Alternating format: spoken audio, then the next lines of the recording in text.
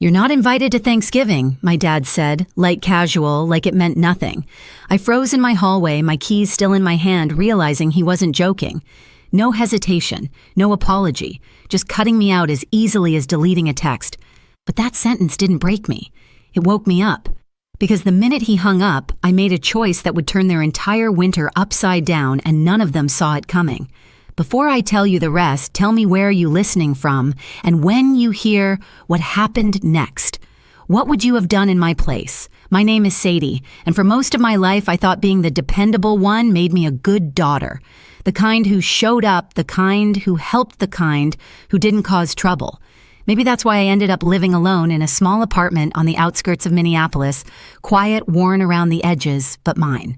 After 10-hour shifts at the distribution center, I'd come home to the soft hum of my old space heater and convince myself that this was enough. Warm enough. Safe enough. My family lived only an hour away, but the distance between us had stretched for years. Mandy, my younger sister, was always the center of gravity. Every crisis spun around her. Every plan adjusted for her moods. Every mistake was softened with excuses. She burned through savings on candle projects and creative retreats, but somehow the rest of us were expected to keep her world stable. Dad avoided conflict like it scorched him. If Mandy cried, he folded. If Mandy got stressed, he rearranged holidays plans, even people. Mom just stayed quiet, smoothing over tension with soft apologies that didn't fix anything. And me, I played the role everyone counted on the fixer who didn't complain. Flashbacks come to me in pieces past Thanksgivings where I rode the bus home in freezing wind, just to sit at a table that felt warm enough to melt every frustration from the year. Mom's roast chicken, Dad's loud stories about work, Mandy fluttering around showing off her newest hobby. Back then, I used to think those moments meant I belonged, but somewhere between those warm memories and now things shifted. I didn't notice when it happened.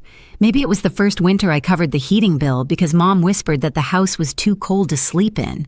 Maybe it was the next winter when Dad called at midnight saying the furnace was acting up. Or maybe it was all the payments I quietly logged into my own little file payments that added up to almost $8,000, while nobody asked how I was doing or whether I could afford it. They assumed I'd show up. They assumed I'd help. They assumed I'd keep everyone warm through every season of their chaos. I kept telling myself it was love, that this was what good daughters did. But standing in my hallway after Dad's call, the one where he uninvited me from Thanksgiving, without a pause, I felt something new settle inside me. Not anger, not sadness, just a sharp, startling clarity.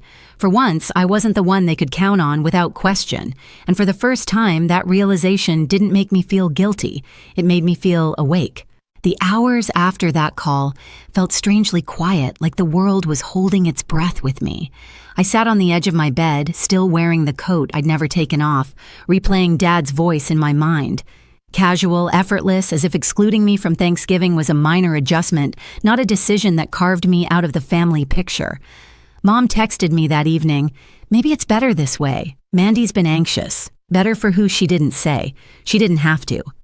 Every message, every silence, every small justification over the years suddenly lined up with painful clarity. My absence had always been the easiest option.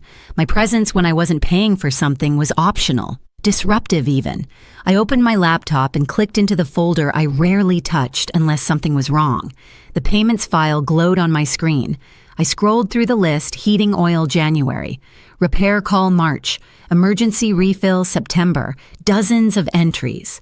Month after month of deposits I made without hesitation, sometimes squeezing them between rent and groceries for myself. $8,000. I whispered the number. $8,000 I'd sent to keep a house warm that apparently didn't have room for me anymore. I remembered the night Mom cried on the phone because her hands were too cold to wash dishes. I remembered Dad calling past midnight saying the furnace sounded like it was dying. I picked up every time. I absorbed their panic so they wouldn't have to. Meanwhile, Mandy posted selfies in new coats and brunch photos from cafes in the city, always smiling, always cushioned. When she failed at her candle business, nobody raised their voice. Nobody froze her out of Thanksgiving. They wrapped her mistakes in soft words. My mistakes, I wasn't even sure what mine were. Existing, maybe. Not fitting the vibe. A dull anger simmered under my ribs, not explosive, not wild, just heavy, a steady warmth that felt dangerously close to self-respect. Dad's sentence echoed again. "You're not invited." And for the first time, I didn't shrink. I didn't rush to fix anything. I didn't try to understand Mandy's feelings before my own. Instead, I opened the heating account. The login screen blinked back at me, familiar from every emergency payment I'd made. My cursor hovered over the dashboard where next month's auto payment was already scheduled. All those winters spent choosing their comfort over my own. All those nights I'd come home from a freezing shift only to send money I couldn't spare. Something in me settled. Solid. Final. I said it out loud just to hear how it sounded. Then don't expect my $8,000. Not shouted. Not dramatic. Just true. And for the first time in years, the truth felt like enough. I didn't act right away, not out of doubt, but because I wanted to feel the weight of the decision before I made it real. The next morning, Minneapolis was wrapped in a quiet layer of frost. I sat at my small kitchen table, sunlight barely breaking through the thin curtains, and opened my laptop. The heating account login screen looked almost innocent, like it hadn't drained pieces of me for years. I entered my password. The dashboard loaded. There it was, the next auto payment already set for early November, a number I knew by heart. My cursor hovered over the Manage Payments tab. My breath felt slow, steady. All my life I'd been trained to put their comfort before my own, to pour warmth into a house I wasn't welcome in unless Mandy approved the weather. But this time the warmth in my apartment was mine, paid by me, controlled by me. I clicked, then clicked again. A final confirmation screen appeared. Cancel automatic payments. For a moment, my hand trembled, not from fear, but from the strange feeling of choosing myself. I thought of Dad's voice telling me I wasn't invited. I thought of Mandy's silence. I thought of every winter where I froze on my way to work while sending money to a home where no one saved me a seat at the table. I hit confirm. The cancellation notice popped up instantly, just a small line of text. But it felt like a door opening inside my chest. 2 hours later, the messages started. "Mom, Sadie, something's off with the heating. Can you look at it?" I stared at the screen, then set my phone face down. Dad called that evening. Once, twice, 7 times. I let every call ring into silence. By the third voicemail, his tone shifted from annoyed to accusatory. "Sadie, this is childish. Don't complicate things. Complicate things." No things were finally simple. The next morning, Mandy posted a photo on social media of her feet wrapped in 2 pairs of socks captioned, "House feels like a freezer, LOL." No mention of why, no mention of me, just another performance for the world. Meanwhile, winter moved in early. Weather alerts warned of a coming storm, temperatures dropping faster than expected. Mom texted again. "Your dad says the thermostat isn't responding. Maybe the system glitched." I didn't correct her. Not because I wanted them to suffer, but because I had finally stopped lying to myself. I wasn't their endless resource. I wasn't their emergency fund. I wasn't the heat they could steal whenever their world got cold. That night I looked around my apartment, the soft lamplight, the hum of my own heater, the blanket folded neatly at the edge of the couch. Everything small, everything simple, everything mine. And as the first snow of the season hit the window in gentle taps, I realized something I'd never allowed myself to believe. Choosing myself wasn't betrayal, it was survival. Thanksgiving morning arrived like a held breath. Minneapolis was buried under fresh snow, the kind that softens everything except the cold itself. I was sitting on the floor of my apartment, pulling a blanket over my legs, when a sharp knock rattled my front door. Not a polite tap, a demand. I already knew who it was before I stood up. Dad. Through the peephole, I saw him standing in the hallway, bundled in an old coat that looked thinner than the frost sitting on his shoulders. His cheeks were red from the wind, and he kept shifting his weight like the cold had settled into his bones. I cracked the door open just enough to see him. "Sadie." He breathed out the word, forming a faint cloud in the chilled hallway. "We need to talk." I didn't step aside. "About what?" His jaw tightened, not used to being questioned. "Don't play games. The heating at the house, it's barely working. Your mother hasn't slept in 2 nights. Mandy's upstairs crying. The place feels like it's 40 degrees. I kept my expression calm. "That sounds hard." "Hard?"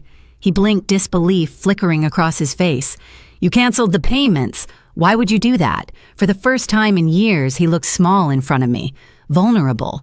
But that vulnerability didn't feel like an invitation.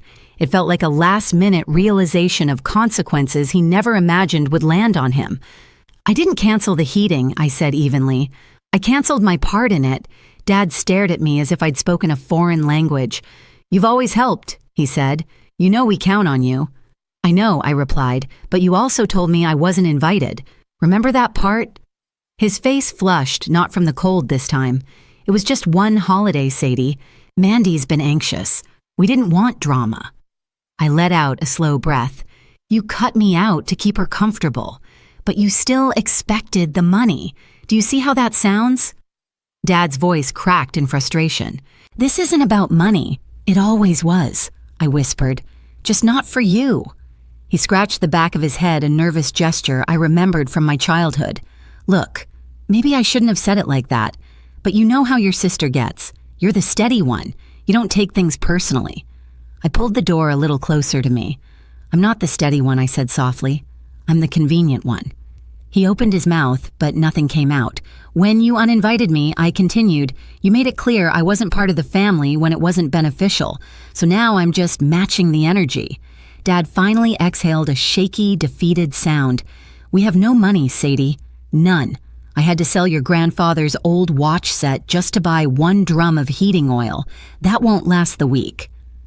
The mention of Grandpa's watches hit me like a soft punch.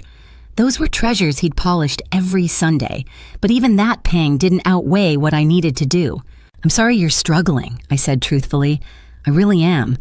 But you made your choice." "Sadie?" His voice collapsed into a plea. "Please, your mom is sick. She can't stay in a cold house." Something inside me wavered just a little. Mom wasn't the one who chose to exclude me, but she also didn't stop it. I tightened my grip on the door. "I hope she gets better," I said, "but I'm not stepping back into the same role. Not this winter.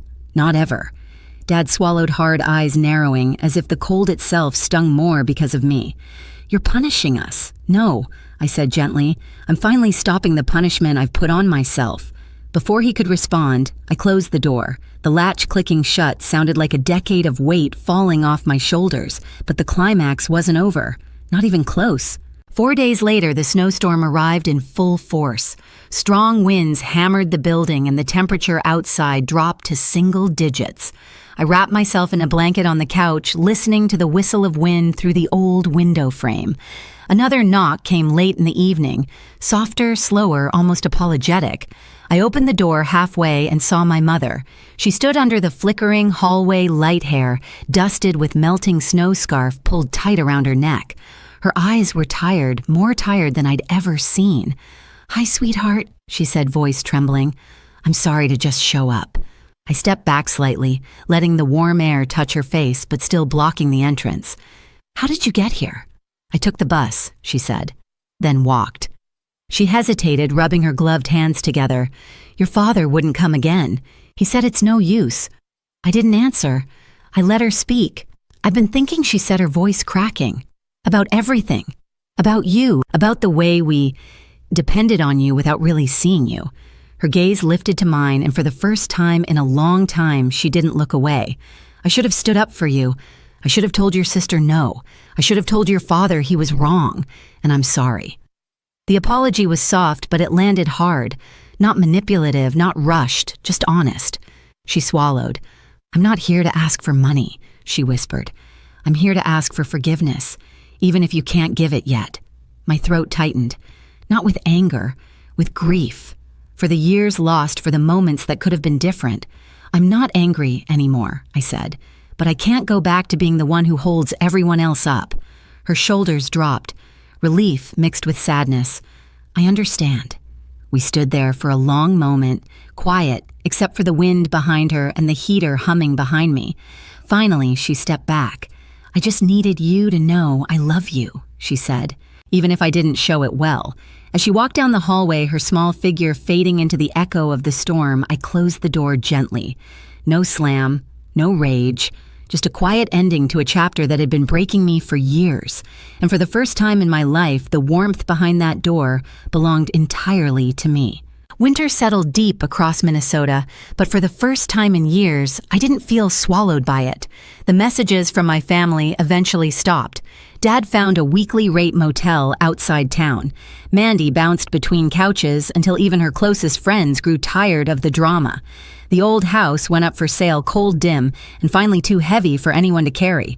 Meanwhile, my life grew quieter in the best way. I read more, slept better, saved money I used to send without thinking. Haley called sometimes giving me small updates, but I no longer felt pulled back into the old storm. Mom never asked for anything again. She just sent one short message weeks later, "I'm working on myself. Thank you for being honest." And strangely, that was enough. I used to think family meant bending until something inside you snapped. Now I know real love doesn't demand you freeze, so others stay warm. It took one uninvitation, one moment of clarity to finally redraw the lines I should have drawn years ago. And yes, there's sadness in the distance that followed, but there's also peace, the kind that comes from choosing yourself without apology. If you've ever carried more than your share or been pushed aside by the people who should have held you close, you're not alone. Tell me where you're listening from and what part of this story hit you the hardest. And if you want more stories like this, don't forget to subscribe and stay with me for the next one.